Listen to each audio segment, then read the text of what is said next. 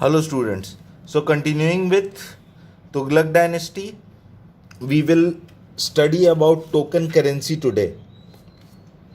Muhammad bin Tughlaq was impressed with the paper currency introduced in China. So to overcome a shortage of silver in India, he introduced bronze token coins of the same value as silver coins. The Sultan, however, failed to check forgery of the bronze coins. The value of the currency fell sharply, and heaps of bronze coins were discarded on the streets of the capital. Trade suffered as foreign merchants stopped business.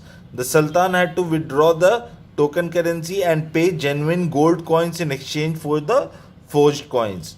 Thus, the experiment caused a heavy loss to treasury.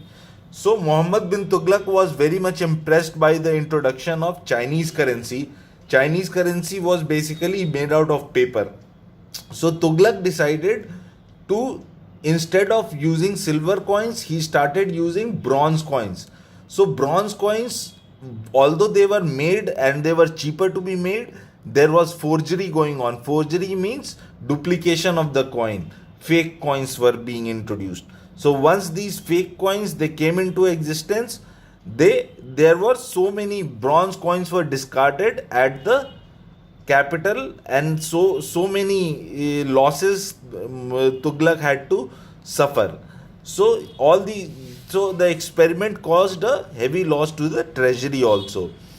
Muhammad bin Tughlaq's unsuccessful experiments lowered his prestige. Revolts broke out in many parts of his empire and provinces began to break away.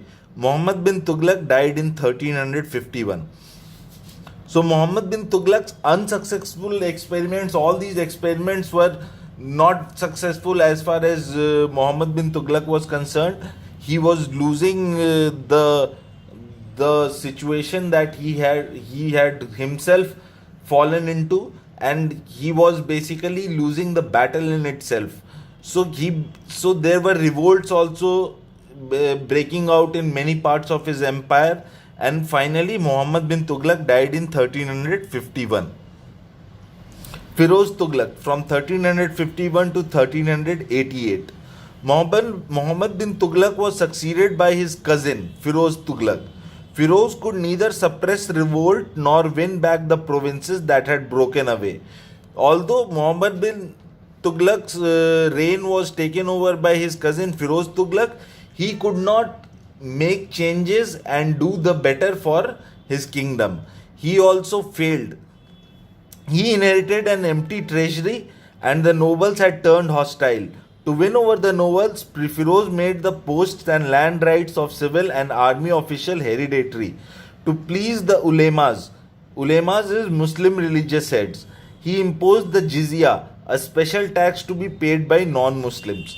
So Firoz Tughlaq imposed jizya to please the ulemas. His nobles had gone away from him. He was losing basically credibility. So what was happening, that Firoz Tughlaq, he introduced jizya, which was a certain kind of tax which was to be applied only to non-Muslims.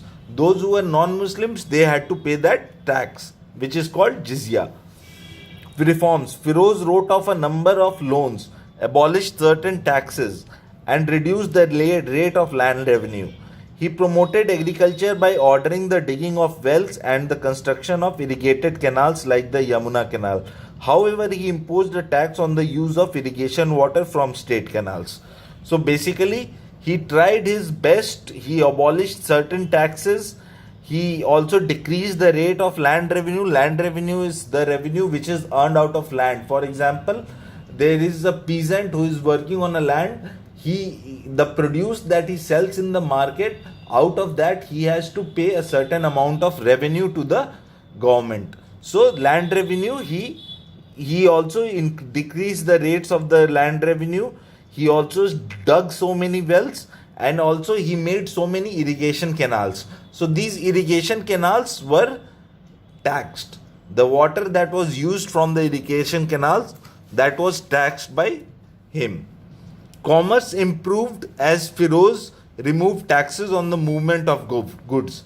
So commerce improved. Commerce basically started happening because the movement of goods, he had removed taxes. The condition of the artisans improved with the establishment of karkhanas or workshops. Free medical care was given to the poor. So he bought out certain reforms and he tried to make some changes so to regain strength of his empire. So we stop here. We will be discussing about Firoz as a builder in the next topic.